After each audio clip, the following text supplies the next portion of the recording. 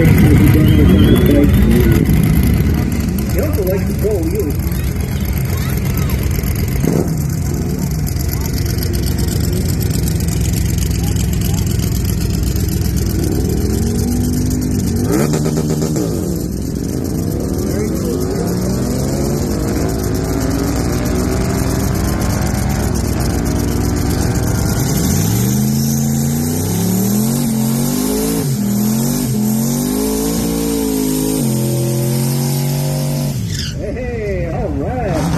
Some burnout there. I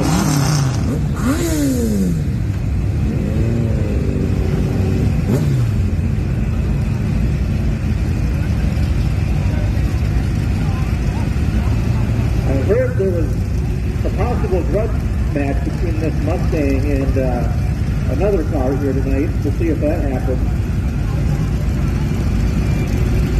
They were talking on Facebook, you know.